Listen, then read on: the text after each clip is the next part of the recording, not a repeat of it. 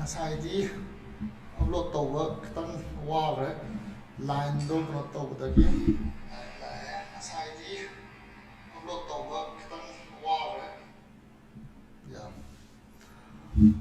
aduna ngasi masaygi unit 1 part 2 do tawrasi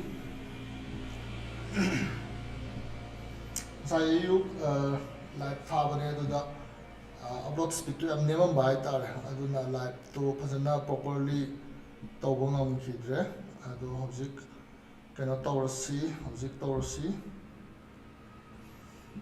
like to the prayer. Yes, it's here.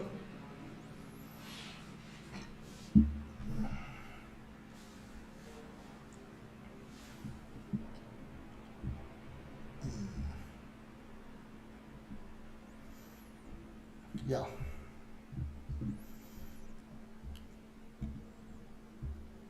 Yeah, mamangi previous class ta hoi high grade sigi kano gi Merriam Webster gi like sida gi hoi tawduni na sida yauri ba hoi gi vocabulary builder ka how to develop the masagi vocabulary si develop tawra pano ha ni hoi na tawdu si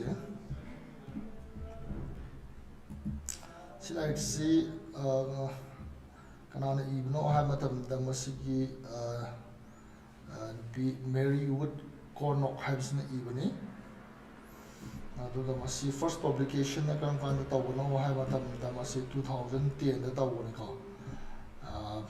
so koi hamba unit 1 gi kana tawgre root ani tamgre mayam jang birang ani root ani tamgre root ani di kana kana no ha matam da yes sigi benega M gi root sine ko tam gi badu aduga magi beni habana kai habano well habani ko aphoba oiba adugum baduni aduga hamba word ko na beni gi du kanano benediction oiduni benediction habati prayer gumba adagi blessing gumba sumbaduni mathangda benefactor si koi tamgre madudi sisina koi gi mi ama karma mi mateng pangba adugumba supporter natraga donation piriba mi adubu benefactor ka we higre. Then the third word of bene is beneficiary ka beneficiary hai daga di masai benefactor na piriba koi support natraga mateng adubu phangiba mi ado adubu beneficiary ka we higre. Then the last word, 4 words tangani hire single root magi right. So aduna sina fourth subo waiduni benegi that is benevolence ka benevolence to oiduni benevolence hai tagadi kogi kindness or generosity ka kind action aduboni. Then we learn about the second root kanano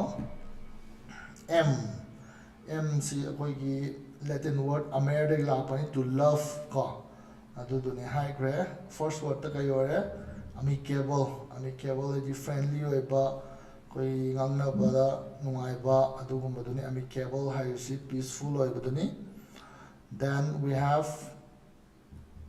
enamored high gre akoigi fascinated oiba ngauzaba adagi charm oiba aduduni koi sisu Hana Tamgre, Unit 1, Part 1 da. Now let's come to the third word, amorous ka. Amorous habisi akoigi strong feelings of love or affection ka nung shiba yamna nung shiba mauzaba adumaina fawba du bokoina amorous ka we higre. Then comes paramour hai tagadi secret lover ko nung shijaba tuminna adugumba mi adu bokoina paramour ka we hai. So am haiba root ado nung shiba haiba tutagi lakpani na koina tamgre si mayam si adi matungda koina quiz 1 of 1 ama tawgre hana so high grade the root ani hek loibaga word nipan root amangi word mari si tambal orga koina quiz tawgani na so 1 of 1 ni si tawgre ngahan mayam remind tawboina recap untag tawsi beneficiary kayba recipient natra. Then amorous hai targati loving. Benediction hai taragati blessing. Amicable hai kanano friendly. Enamored iti kaino fond pamzaba. Benefactor hai taragati supporter. Paramour hai gana lover. Benevolence hai gana kindness. Si tau hai han. Ado quiz si ma is part ani sui sina quiz 1 of 1 ka adugi part A ni choose the closest synonym. Synonym haibadi artha manaba meaning manaba wahi sing adubu akoina adu synonyms kawi maga manaba wahi sing tu kanano haibaneba.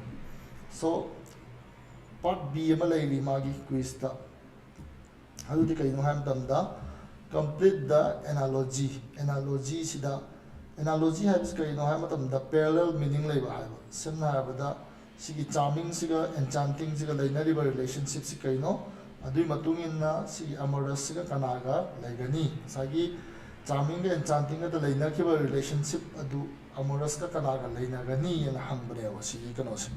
So hamri yamasi charming su hoina yamna phazaba pamzaba adugumba duni enchanting has yembada ngauzaba phazaba meaning is almost mane natra aduna amorous has khona ngauzaba duni so kana tare adu tadi khona ngauzaba si khona passionate hai ko pamba amthina pamzaba si passionate hai. So the answer would be passionate, right? So second, the greeting and farewell. Greeting and farewell can greeting na when ahanbo na bada means greeting tawi hi hello hi natra aduga farewell has na when chalamdai gumba bye see you adumba hi aduna ani si opposite ki sense ama pui. So benediction si kanaga opposite sense pugada ge hai bane analogy si complete to hai targati. So benediction hai targati akoina blessing biba the prayer tawba blessing gi dabakta prayer tawba adon da chakhidune adu opposite ka natare curse ta ningon da phattana ba oina ba adu maina ngang modu bo khana curse ko ka. So we have the opposite sense ma laire benediction ka curse ka just like greeting and farewell ga laiba adu maina. So lender borrower, so lender borrower su masai opposite sense ni amana pi bani amana law bani. So benefactor ki opposite ka natare beneficiary is that sagi mana support tawraga amaduna fangba oidune. Gentle tender animak soft oi bahagani. So meaning is almost just the same. So aduna enamored ka phir mana meaning is kana laire charm. Then we have number 5 the liking appreciation kai gumba ma khoi pot ama pamaga di appreciation tawi natra admine tawgana benevolence kind action ama tawa has kana managani generosity has mani picture chawba ithokpa alagi kathokpa ka. Then number 6 the frozen ga boiling ga reverse sense ama laire amana frozen oi ba habani amana boiling oi ba habani. So amicable is friendly oi bani my opposite kana laire unfriendly is within. 7 the patient doctor ga doctor ga amana phangdini doctor na layang madu amana pi duini. So beneficiary gi opposite kana tare benefactor, right? Now number 8 the friend ga companion ga it has almost the same meaning ka friend ga companion ga friend jo khoi loina ba nungai companion jo khoi loina ba chamin na ba nungai meaning. So paramour hai tare kana tare nukshiza ba mi du ne lover du ne. So this is about the quiz 101 ki second part complete the analogy have a part to ne. So yare sida khoi bamangi root ani do lotion gre. Now let's come back to the roots. Root tongla asi asiki ahanba root khoi tam dis kana no hai matam da bell ka bell ai parake. Bell comes from the Latin word meaning war. Bellona was the little known Roman goddess of war. Her husband Mars was the god of war. So Bell has kana meaning kai have no war have ni. So it comes from the Latin word. ꯑꯩꯈꯣꯏꯅ ꯍꯥꯟꯅ ꯍꯥꯏꯈ꯭ꯔꯦ ꯑꯌꯥꯝꯕ ꯏꯪꯂꯤꯁꯀꯤ ꯋꯥꯔꯗꯀꯤ ꯔꯨꯠꯁꯤꯡꯁꯤ ꯀꯗꯥꯏꯗꯒꯤ ꯗꯤꯔꯥꯏꯚ ꯇꯧꯔꯛꯀꯦ ꯍꯥꯏꯕ ꯃꯇꯝꯗ either from Greek or Latin 하ꯕꯅꯤ. So Latinꯗ bell 하ꯕꯁꯤ war 하ꯕꯅꯦꯕ. ꯑꯗꯨꯅ bell ꯌꯥꯎꯕ word ꯈꯔ ꯌꯦꯡꯁꯤ. Number 1ꯗ ꯀꯅꯥ ꯂꯩꯔꯦ? Yes. Number 1ꯗ ꯑꯩꯈꯣꯏ ꯂꯩꯔꯤꯁꯤ antebellum ꯀꯣ. Antebellum ꯀꯣ. Stress ꯁꯤ bay 하ꯕ ꯀꯩꯅꯣꯁꯤꯗ partꯁꯤꯗ ꯂꯩꯕꯩꯅꯤ ꯃꯥꯅ ꯁꯤꯗ ꯌꯥꯝꯅ ꯄꯤꯛꯅ vertical line ꯑꯃ ꯆꯤꯡꯁꯤꯀꯣ. 시다수 아코이 dot 만발 line 만발 얌 남미세고 시기 pronunciation이 맞다면 나가 시기 line나 syllable 아마 split 또 해야 돼. N T B lam 하이세. 시기 horizontal line 시나 마시기 syllable 신시 split 또 해야 돼. So there are 4 syllables. 1 2 3 4. N T B lam 거 4 syllables lay 하이니. adagi si vertical line ani leije makha da ma chinge sidana mathak ta ma chinge n gi mamang da na macha da makha da ama chinge do be gi mamang da na mathak ta vertical line am chinge si meanings ke ham dam na asai primary stress main of stress ga da pi ga ni mathak ta vertical line chinge be have parts pi ga de adagi secondary stress na asai makha da vertical line chinge do so aduna khatang tap thau ha ne aduna antebellum ko be sida primary stress to akan ba stress to pure habni khatap ba stress tapna law na hai tapna law na hai tapna khitang tap thau ba ta stress pi stress ha bi atha suna te sai ngang ba syllable do da kar mayak she na kar law na ngang do ne ba stress pi ba the main stress na kana da pi ba be da pi ba aduga khitang tap thau ba stress to na end the pi hai ne so antebellum ka ha ga right. That's about pronunciation gini. So meaning na kaya hai existing before a war, especially before the American Civil War. So we know that ko khange American Civil War hai kasi akoi 1861 to 1865 from the Abraham Lincoln gi matam the fight tawna khibani between the northern states of America and the southern states of America. Southern states na slavery si lauthok pa yaroi hai bani, northern states na slavery se abolish tawatawuni haba adugi wahong thoktagi haugiba lanni.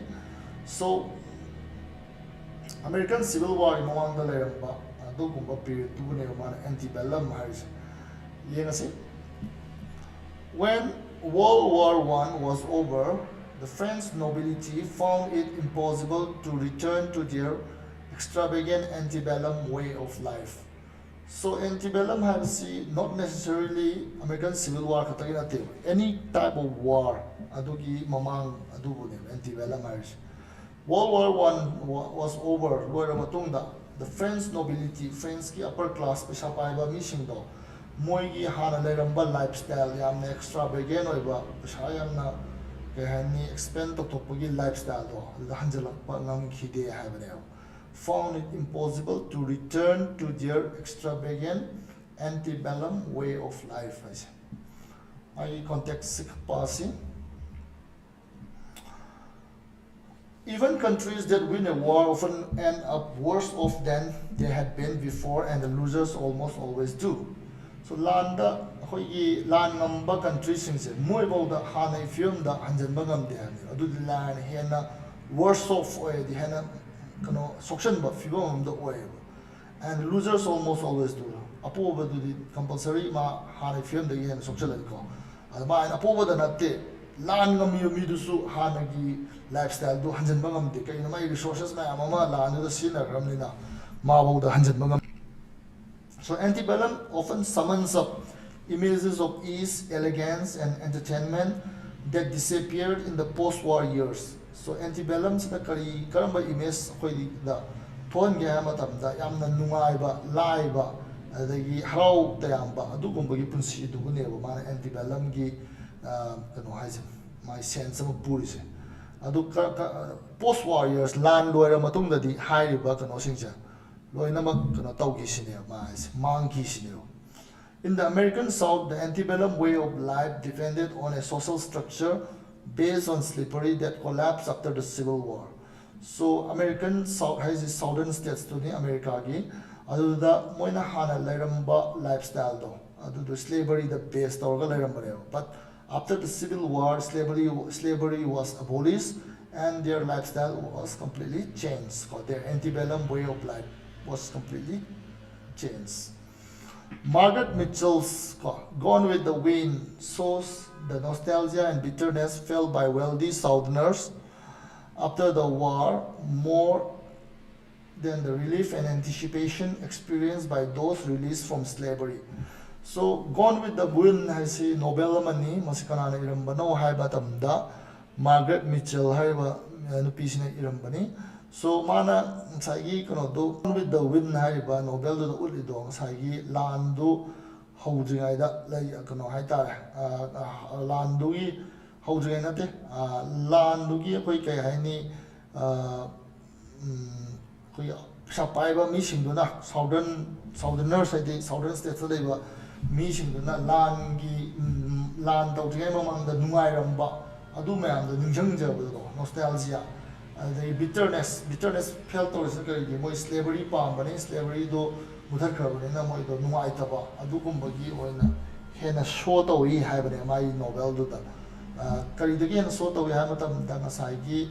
Slavery the Leramba, slaves in the Nungaiba, the Gimo slavery the Tolakpa, Adugumba Nungai, Util, Adumo Tangasai, Southern Canada, Southern State Flavor, Sapaiba, wealthy, Oiba, Moyi citizens in the Waba, the Nuaitaba, Hana Nuai, the Ninjanamba, Adugumba, in the hand of focused away having a Nobel. In Europe, World War I shattered the grand life of the upper class, even in victorious France and Britain, and changed society hugely in the space of just 4 years. So in Europe World War I upper class of upper class of France and Britain adugi pura shattered changed just in the space of 4 years. We know World War I say 1914 dagina 1918 bonidana. Aduda moi kasagi elite class haitare pesa paiba nungaiba adugumba powerful oiba moigi mayam do adugumba elite class ta dei missing do moigi lifestyle do yam thina change the we have there. Even though mana landu di moina ngamaga suko magi hanagi way of life to 100 bangam day have them. So antebellum is kusunate landu tawdringai gi sai nungaiba akoi gi yamna ingtappa punsi adu ne moina so the antebellum and hais. So this is the first word of bell, have the bell which means war. Second word alasi. Second word bellicose bellicose, right? Bellicose has it means warlike aggressive, quarrelsome. Mi kananingba they lan pamba adugumba mi natraga country do bellicose kawi. So example sentence the more bellicose party always got elected whenever there was tension along the border and the public believed that military action would lead to security.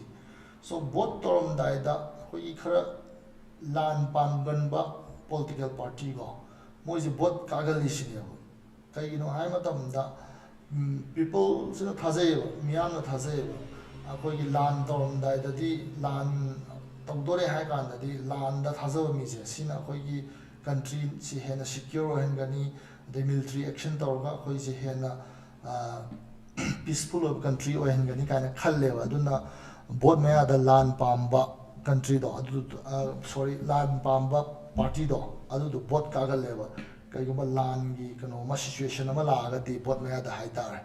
So whenever there was tension along the border and the public believed that military action would lead to security, the more bellicose haitar ga di land hena pamba party political party do ni ma context kai hai. Since bellicose describes an attitude that hopes for actual war, the word is generally applied to nations and their leaders. In the 20th century, it was commonly used to describe such figures as Germany's Kaiser Wilhelm, Italy's Benito Mussolini, and Japan's General Tozo, leaders who believed their countries had everything to gain by starting wars. The international relations of a nation with a bellicose foreign policy tend to be stormy and difficult, and bellicosity usually makes the rest of the world very uneasy.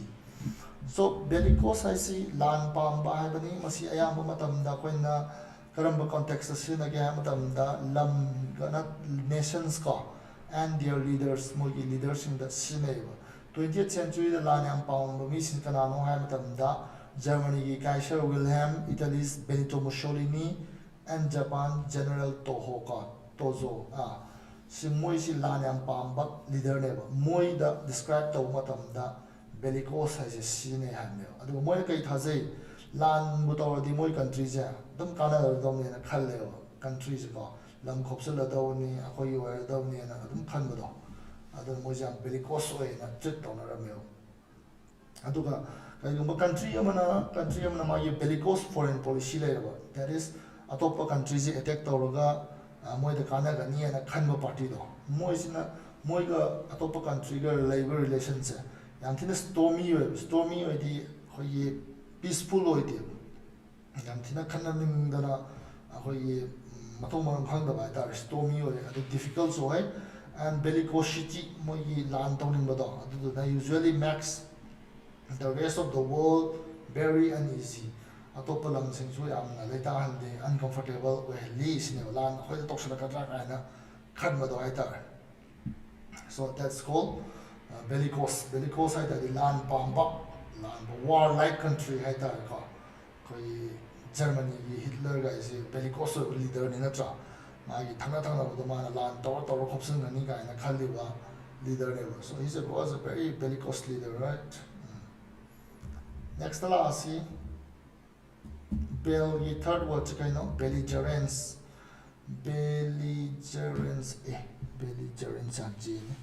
yeah, aggressiveness or combativeness sisu kanagan ba mi ko adagi aggressiveness attacking and tokshan ba andugum buduguni belligerence harisi word example sentence the belligerents in Turner's voice told them that the warning was a serious threat ko koi Turner has a me mani magi voice da koi sounding ba funaning ba adugum ba to nama yawdo adu du nang sai mana high ba warning do serious threat ni so na ki to pa yai hai sa moi da khanga li ga hai ta my sound my voice to the aggressiveness of yawdo koi attack to do man ba hai ta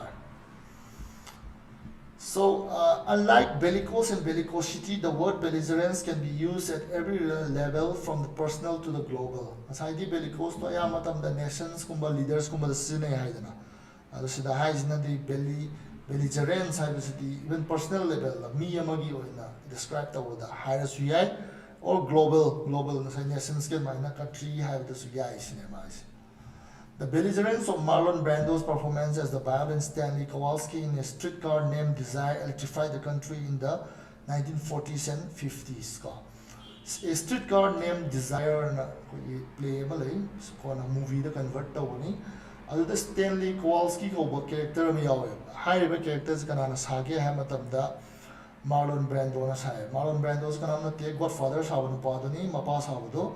So man howling at the high tide Godfather in 1970s 72 to be exact natra so 1940s 50s the Stanley Kowalski si Marlon Brando and howling at the sound role the man angry young man ama sabado ko adu na sagi back to that especially USA the man high say adu ba na sin su koi sounding bagi sagi angry young man gi post am laura mi high ko electrified the country has in the 1940s and 50s. At the same time, belligerent speeches by leaders of the Soviet Union and United States throughout the Cold War were keeping the world on edge. Sagi Cold War, the Cold War, Soviet Union, United States can have a Cold War, Moina Namba, Magi leadership in the attacking or aggressive Moina ꯉꯥꯡꯉꯝꯃꯦꯕ ꯁꯝꯅ ꯍꯥꯏꯔꯕꯗ ꯑꯃꯦꯔꯤꯀꯥꯒꯤ John F ꯀꯦꯅꯦꯗꯤꯅꯒ ꯍꯥꯏꯔꯤꯕ ꯑꯗꯩ ꯑꯁꯣꯝ ꯅꯥꯀꯟꯗ Soviet ꯌꯨꯅꯤꯌꯟꯒꯤꯗꯅ ꯀꯩꯅꯣꯅꯒ ꯍꯥꯏꯔꯤꯕ ꯈ꯭ꯔꯨꯁꯦꯞꯅꯒ ꯍꯥꯏꯔꯤꯁꯤ ꯑꯁ ꯕꯣꯝ ꯀꯥꯞꯁꯤꯜꯂꯗꯕꯅꯤ ꯑꯗꯨ ꯇꯧꯔꯗꯕꯅꯤ ꯑꯗꯨ ꯉꯥꯛꯇꯅꯦꯕ ꯑꯗꯨꯗꯨꯅ ꯄ꯭ꯔꯤꯊꯤꯕꯤ ꯄꯨꯝꯕꯁꯦ ꯄꯥꯈꯠꯂꯒ ꯑꯗꯨꯝ ꯂꯩꯍꯟꯕꯗꯣ ꯋꯥꯔꯜ ꯑꯣꯟ ꯑꯦꯠꯁ ꯍꯥꯏꯁꯦ ꯀꯤꯄꯤꯡ ꯗ ꯋꯥꯔꯜ ꯑꯣꯟ ꯑꯦꯠꯁ ꯍꯥꯏꯗꯣ ꯃꯣꯏ ꯑꯦꯇꯦꯛꯀꯤꯡ ꯑꯣꯏꯕꯗꯣ ꯄꯤꯁꯐꯨꯜ ꯑꯣꯏꯕ ꯋꯥ ꯉꯥꯡꯅꯗꯕ ꯃꯣꯏꯅ ꯍꯦꯟꯖꯟ ꯌꯥꯕ꯭ꯔꯥ ꯑꯗꯨ ꯇꯧ ꯌꯥꯕ꯭ꯔꯥꯅ ꯇꯧꯅꯕꯗꯨꯅꯦ ꯕꯦꯂꯤꯖꯔꯦꯟ ꯑꯣꯏꯕꯗꯣ belligerent is even a noun ꯃꯥꯁꯦ noun ꯑꯣꯏꯅ ꯁꯤꯖꯤꯟꯅꯩ ꯍꯥꯏ the terrible war in the Congo in recent years for example has involved 7 nations as belligerents so war ꯊꯣꯛꯑꯦ ꯀꯣꯡꯒꯣꯗ ꯑꯗꯨꯗꯒꯤ ꯀꯣꯡꯒꯣꯗꯨꯗ ꯋꯥꯔꯗꯨꯗ ꯊꯣꯛꯄꯗꯨꯗ ꯑꯇꯣꯞꯄ ꯀꯟꯇ꯭ꯔꯤ ꯀꯌꯥ ꯌꯥꯎꯒꯦ ꯍꯥꯏꯕ ꯃꯇꯝꯗ ꯂꯥꯟ ꯄꯥꯝꯕ ꯀꯟꯇ꯭ꯔꯤ 8 ꯌꯥꯎꯁꯜꯂꯛꯑꯦ ꯍꯥꯏꯅꯦꯕ ꯀꯣꯡꯒꯣꯗꯨꯗꯒꯤ ꯃꯥꯒꯤ ꯑꯄꯥꯝꯕ vested interestꯇ ꯃꯣꯏꯁꯨ ꯌꯥꯎꯁꯜꯂꯛꯑꯦ ꯍꯥꯏꯅꯦꯕ so belligerence ꯍꯥꯏꯗꯤ ꯀꯩꯗꯧꯕ attacking ꯑꯣꯏꯕ aggressive ꯑꯣꯏꯕ ꯑꯗꯩ combative ꯂꯥꯟ ꯈꯠꯅꯕ ꯀꯣ ꯑꯗꯨꯒꯨꯝꯕ ꯑꯗꯨꯅꯦꯕ belligerence ꯍꯥꯏꯁꯦ merely angry ꯑꯣꯏꯔꯒ ꯇꯧꯕ action ꯉꯥꯛꯇꯅꯤ the last word of bell that is rebellion ko rebellion open defiance and opposition sometimes armed to a person or thing in authority bu yaningdaba ꯐꯣꯡꯗꯣꯛꯄ ꯀꯣ defiance and opposition ꯃꯣꯏꯒꯤ opposition ꯗ ꯂꯩꯕꯗꯣ ꯑꯗꯨꯕꯨꯅꯦꯕ ꯉꯁꯥꯏꯒꯤ rebellion ꯍꯥꯏꯁꯦ sometimes sometimes ꯈꯨꯠꯂꯥꯏ ꯁꯤꯖꯤꯟꯅꯕ ꯌꯥꯏ ꯅꯣꯡꯃꯩ ꯄꯥꯏꯔꯛꯄ ꯌꯥꯏ ꯊꯥꯡ ꯄꯥꯏꯔꯛꯄ ꯌꯥꯏ ꯀꯣ ꯑꯗꯨꯕꯨ rebellion ꯀꯧꯋꯦꯕ example sentence the a student rebellion that afternoon in room 13 resulted in the new substitute teacher rushing out of the building in tears so student rebellion ꯁꯥꯇ꯭ꯔ ꯃꯌꯥꯝꯒꯤ ꯏꯍꯧ ꯍꯧꯔꯛꯄ ꯀꯣ ꯑꯗꯨꯗꯨꯅ ꯅꯨꯡꯊꯤꯟ ꯑꯃ ꯍꯧꯔꯛꯄ room number 13ꯗ ꯑꯗꯨꯅ ꯀꯩꯗꯧꯔꯕ resulted in the new substitute teacher ꯀꯣ substitute ꯂꯥꯛꯄ ꯇꯤꯆꯔꯗꯣ ꯆꯦꯟꯈ꯭ꯔꯦ rushing out of the building in tears ꯀꯞꯄꯒ ꯆꯦꯟꯈ꯭ꯔꯦ ꯍꯥꯏꯅꯤ ꯀꯣ ꯃꯥꯗꯤ ꯄꯥꯈꯠꯂꯝꯃꯅꯦꯕ substitute teacher ꯅꯠꯇ꯭ꯔꯒꯗꯤ ꯀꯤꯔꯝꯗꯕꯁꯨ ꯌꯥꯕꯅꯦꯕ ꯑꯗꯨ substituteꯅꯤꯅ ꯃꯥꯗꯤ ꯁꯤꯔꯗꯣꯏ ꯅꯤꯡꯗꯅ ꯆꯦꯟꯈ꯭ꯔꯦ ꯍꯥꯏꯅꯤ ꯀꯣ ꯀꯤꯔꯒ ꯃꯥꯏ ꯀꯟꯇꯦꯛꯁꯁꯦ ꯄꯥꯁꯦ Plenty of teenagers rebel against their parents in all kinds of ways. ꯑꯩꯈꯣꯏꯒꯤ teenagersꯤꯡꯁꯤꯅ rebel ꯇꯧꯏ ꯑꯩꯈꯣꯏ ꯌꯥꯅꯤꯡꯗꯕ ꯑꯩꯈꯣꯏꯒꯤ ꯀꯩ ꯍꯥꯏꯅꯤ ꯃꯄꯥ ꯃꯃꯥꯅ ꯉꯥꯡꯕꯗ ꯇꯥꯅꯤꯡꯗꯕ rebel ꯇꯧꯕ challenge ꯇꯧꯕ in all kinds of waysꯇꯧꯏ but a rebellion usually involves a group. Armed rebellions are usually put down by a country's armed forces or at least kept from expanding beyond a small area. So ꯑꯩꯈꯣꯏ rebellionꯁꯦ usually group ꯑꯃ ꯑꯣꯏꯅ ꯀꯩꯅꯣ ꯇꯧꯋꯦ ꯍꯥꯏꯕꯅꯤ involve ꯇꯧꯋꯦ ꯍꯥꯏꯕꯅꯤ ꯑꯗꯨꯒ armed rebellions ꯅꯣꯡꯃꯩ ꯄꯥꯏꯔꯒ authority againstꯇ fight ꯇꯧꯒꯦꯅ ꯊꯣꯛꯂꯛꯄꯁꯤ ꯀꯅꯥꯅ put down ꯇꯧꯋꯤ countryꯗꯨꯒꯤ ꯃꯥꯒꯤ security armed forcesꯁꯤꯡꯗꯨꯅ put down ꯇꯧꯋꯤ ꯐꯥꯖꯜꯂꯤ ꯍꯥꯏꯕꯅꯦꯕ or at least kept from expanding ꯆꯥꯎꯊꯣꯔꯛꯄꯗꯒꯤ ꯉꯝꯍꯟꯗꯦ ꯍꯥꯏꯕꯅꯤ expand ꯇꯧꯕ ꯉꯝꯍꯟꯗꯦ ꯍꯥꯏꯕꯅꯤ The American War of Independence was first viewed by the British as a minor rebellion that would soon run its course. But this particular rebellion led to a full-fledged revolution, that is, the overthrow of a government. So, American War of Independence, 1776 masi British government na kaya khalam gyam tam the minor rebellion mi khara punjal laga tawba my rebellion masani akhodi yaning da utpa masani khalameva that would soon run its course khala toksa gini de ka habdo run its course di lep matom da lepsa gibdo adu oigani en khalame habdo but this particular rebellion hariba yaningdaba khoyi mi ma punjalaga torakpodo yam thina chawa revolution full fledged revolution ama oida I aduga magi government do overthrow tawi thugai ki lauthoki haibe hundoki habne rebellion armed or otherwise kolomoi pagera pyra kulai pagera pyra has often alerted those in power that those they control are very unhappy so rebellion ama torakpose masi karino hai matamda ngasai power da leiba mising do aduna khangeba akoina control tawriba akoina govern tawri mising se akoida harautre haibase rebellion ama tor motam whether it is armed or otherwise adi moy kulai pai be ai pai da be ai ko democratic oi mong tor kera toroira masi nuai tre pen re haibase sai government khangeba so loire rebellion hai tarika yeba yaninda ba ko against an authority hai tare aduni masi word mari tamna kanogi bell ke war hai bani So first word is antebellum. Antebellum kara ningjangi. Antebellum haibasi akoi war gi mamangda leiramba nungaiba life adubu niana ningjangasi. Next bellicose. Bellicose adi kaino lan pamba warlike oiba aggressive oiba adugumba nation natraga leader dubuni bellicose haisi. Adagi belligerence. Belligerence adi aggressive oiba attacking oiba ka adugumbaduna belligerence laani. The Marlon Brando ito ning jango 1950s ki ka 40s ki matamda leramba ano to ni attitude to ni angry young man gi Amitabh Bachchan juga tawbo ne horopada belligerent oi bani magi an basma sing do diwar ga tawri do. Then next rebellion hai ta gadi defy to defiance ka open defiance to min naga yaning da utparate ata open da ka against the authority government वगैरह the magi authority वगैरह challenge तवुदो नेबो sometimes kulai pai bisu yai moisiko adugu rebellion hai. Right, now let's come to the second root tala asi second root ka hai no peck hai is related to the Latin words for agree and peace. Opposite ne ngasai bel do no war haidana. So pexina is related to the Latin words for agree and peace ka yanaba the shanti gi sumbada sine pexe. The Pacific Ocean ka, that is the peaceful ocean haine, was named by Ferdinand Magellan because it seemed so calm after he had sailed through the storms near Cape Horn. So Ferdinand Magellan jina ngasai Pacific Ocean tholamise yamna peaceful hoy na mara tholamini. Magellan obviously had never witnessed a Pacific typhoon.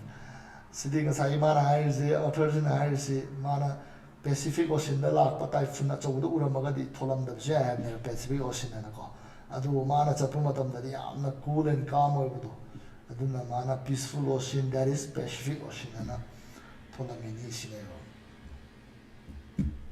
Ye ngasi PAC gi first word chi kaino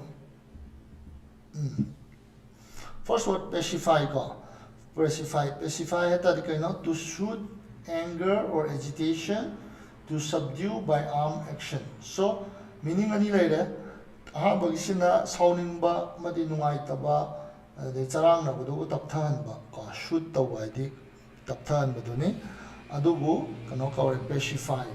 Number 2 da mean to we are to subdue kaigumba rebellion ama thole na traga ko irang toraganda arm action noi na traga khulai sinaga tapthan bado adubu su pacify haiba.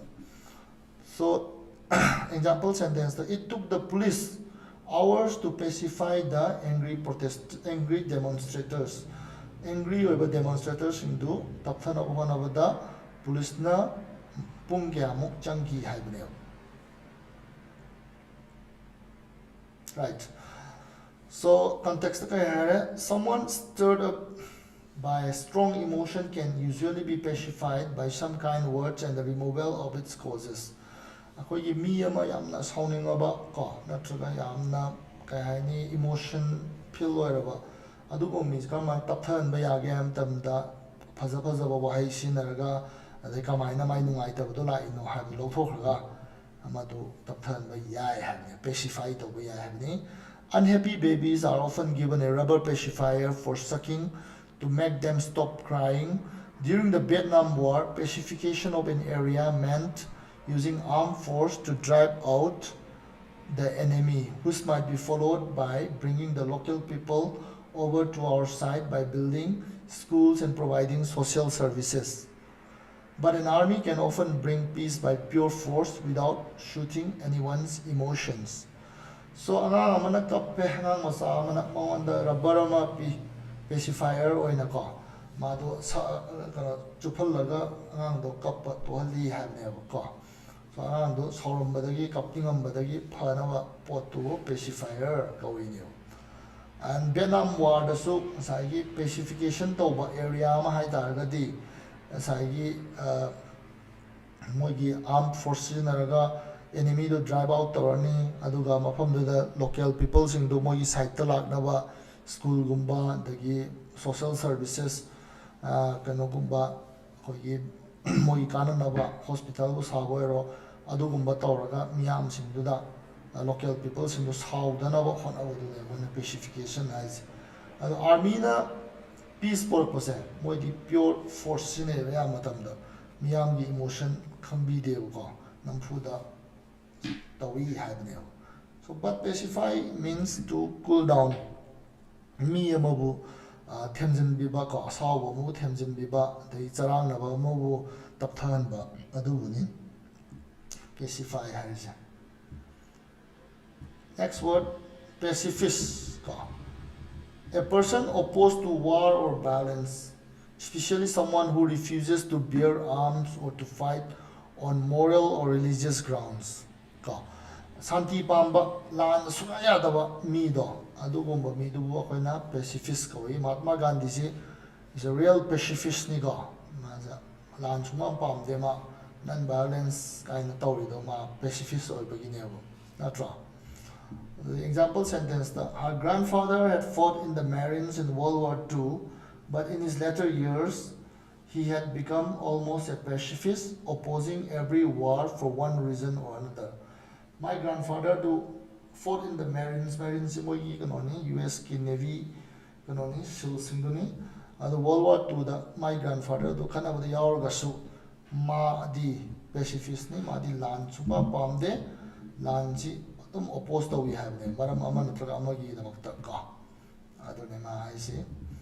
the Quakers and the Jehovah's Witnesses are pacifist religious groups, and Henry David Thoreau and Martin Luther King are probably the most famous American pacifists.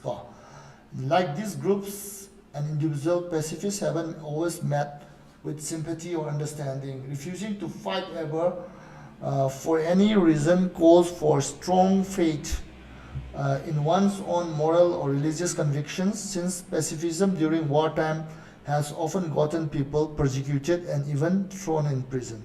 So lan pam daba santi dang hai leba sumba misi sometimes sana daba su yawi have ma ko lan gi matamda nang lan taw na le ga di nang country du against the lay hai da nang bu pharaga persecute to ba adagi prison da bo lang chan ba yai have ne ba lan ji matang khara da di pamu sine ma hai na chaga di miyam na nang bo yek na bani hai na lo su ya lan chuma pam di hai lan matam da di lan taw da bani ka na hai adugi sense da ma hai si adu bo pacifist hai ta ga di lan chuma pam da ba against the war ba adu ba mi du ni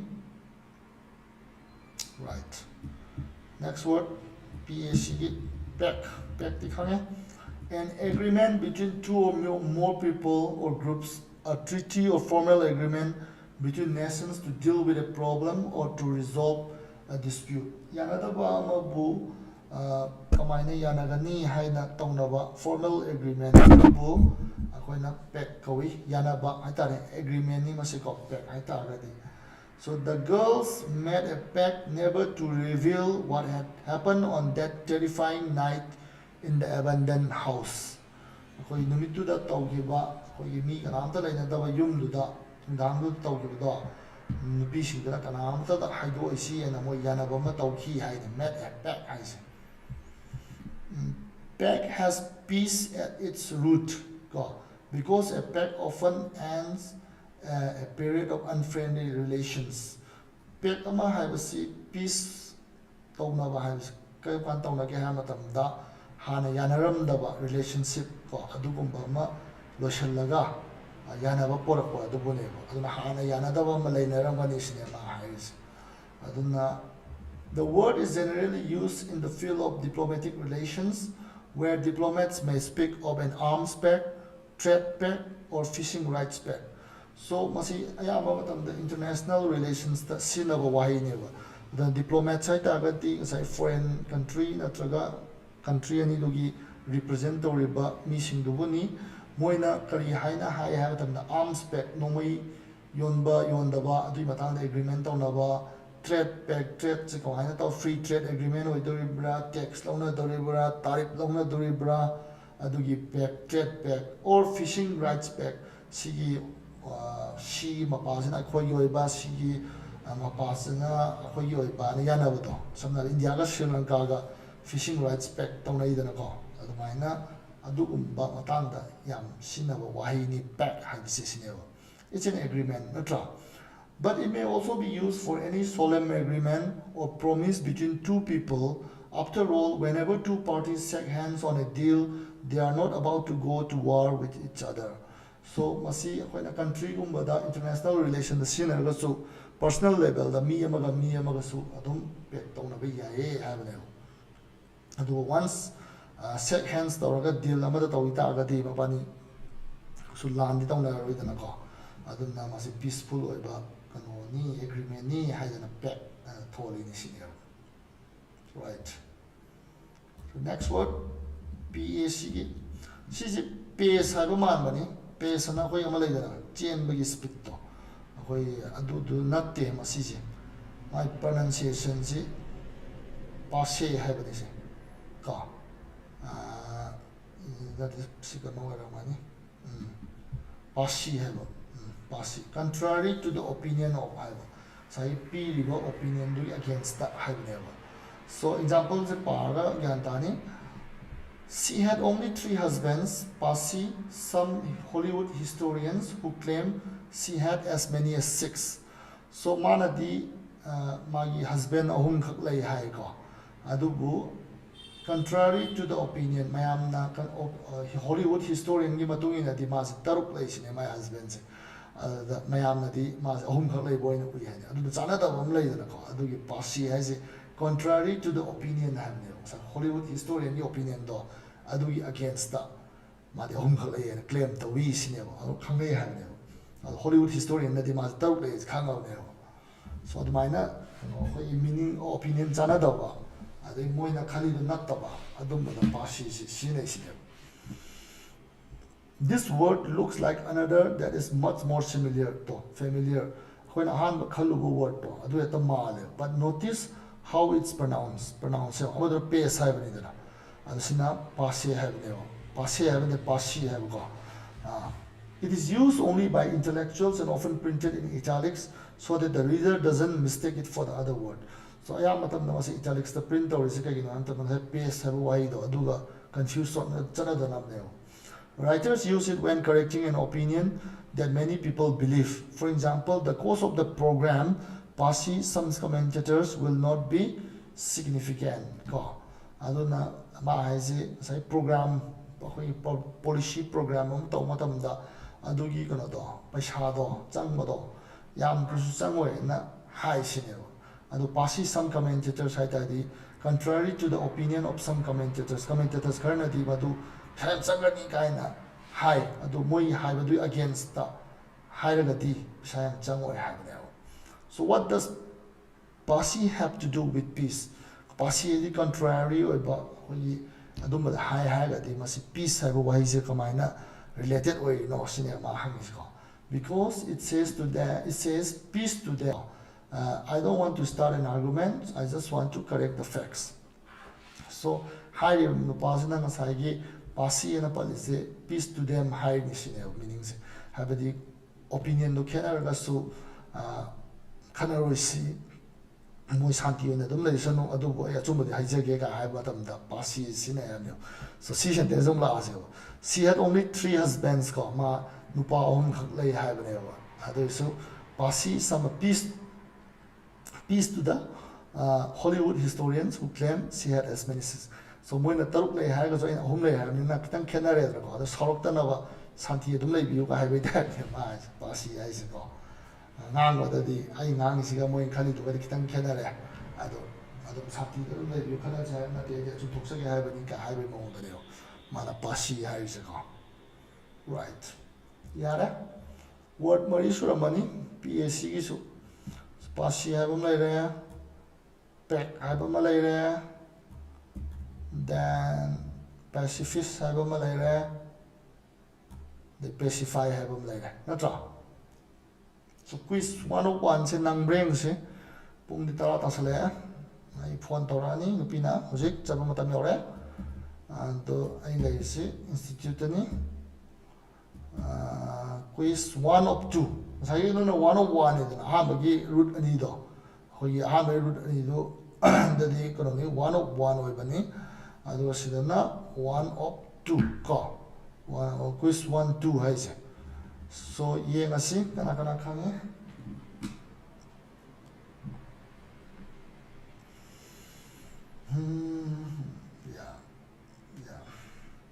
antebellum sekarang boy ni war gi mamang ya orang yes before the war si one war ni atra yes one the two male ne pai one the amak sing na one yeah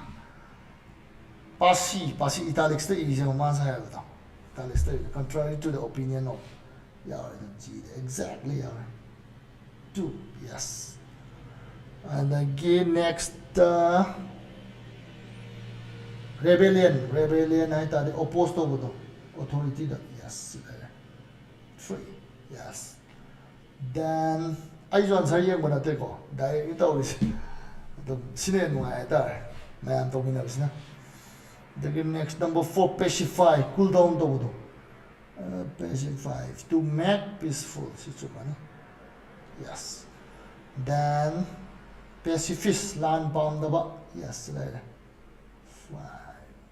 yeah land chuma bomb the misi pacifist ko sima mai ko boy the quick and the dead ana the come is forward I come is Jim Hackman yaw re Sharon Stone yaw re Leonardo DiCaprio yaw re mado kana Russell Crowe si ma si nungoi kapna si have si suya da mana lai sin ning adum lei gra ba nungoi kapna ba si ma si apa ba na te na nungoi ji pa suya de ma si pra true pacifist ne si ma adu da ko adu ma last di copy si ma da and then next the belligerence are the aggressive over the yes like number 6 yeah pek idea na ba solemn agreement solemn is kind of what is solemn hai ta serious over the ko am na serious na sign tong na agreement ni so seven kana le mi bellicose warlike over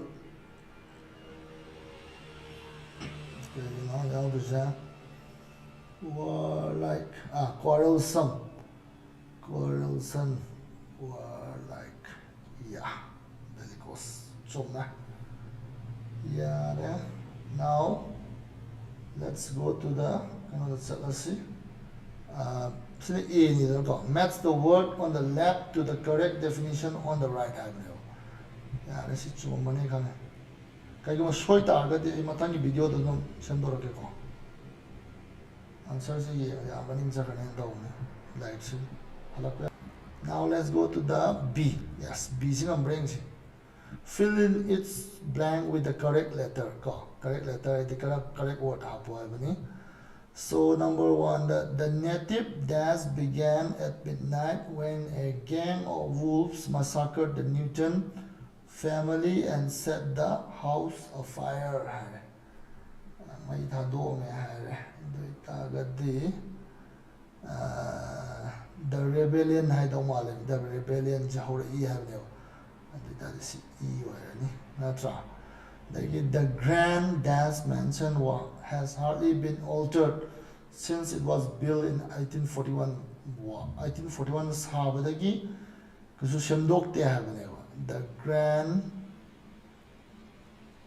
grand chow mansion do have ni masi ain khamada war 1865 ki war the mamang de legacy antebellum hai dana masi e do one antebellum okay then through the Senate Republicans outraged by deer that's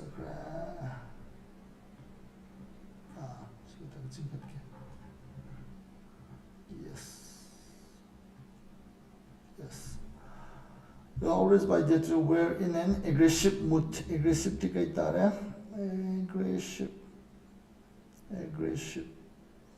belligerence the noun ne so probably bellicose ta da wale so F is da That some of the younger scholars, no good evidence has been found that Japan was involved in the incident. Passe. Contrary to the opinion though. Passe though. Then the ceasefire that had been reached with us was shattered by the news of the slaughter. Ceasefire pack. Yanabado, correct. Yanabado, two agree have name. Yanabado shattered by the news of the slaughter have. Then number 6, that their relations during the divorce proceedings had been mostly friendly, so his death in the judge chambers, magi belligerence, aggressiveness, peaceful court ki room da justice chamber da mai sorpadu da mai ni pi prana khra. The world watched in amazement as the gentle pacifist Gandhi the pacifist one without almost no bloodshed. The 8 heart-soft lullabies could always pacify. Yes. Yeah. See, I had a seeing the call. Good night, everybody. Thank you, everybody. Join to be with them. Now let's wind up our class for the day. Wind up talking like that. Okay, now hide the water.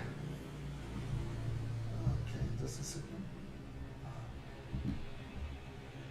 Yeah, see whiteboard in the synagogue. My space color. Just revise us on the toes. Wind up talking like that. Now see root take it on bell.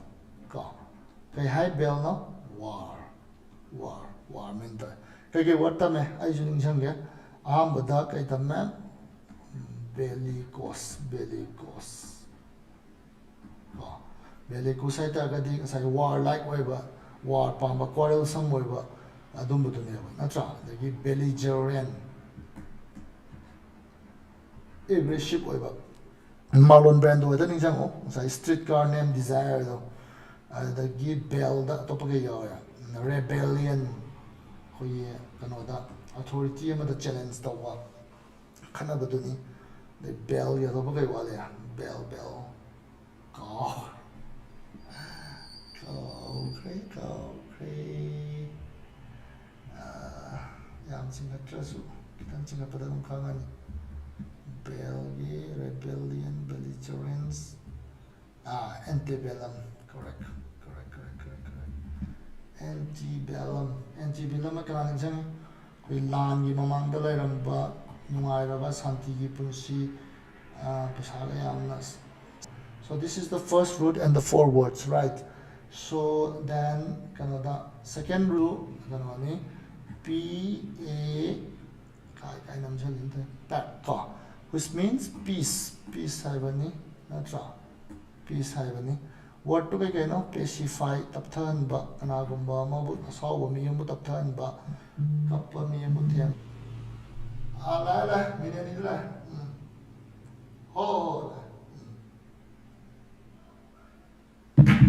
pacify le mathang da kana le pact yanaba ka solemn agreement the passe kana nang jang si peace habana te ko passe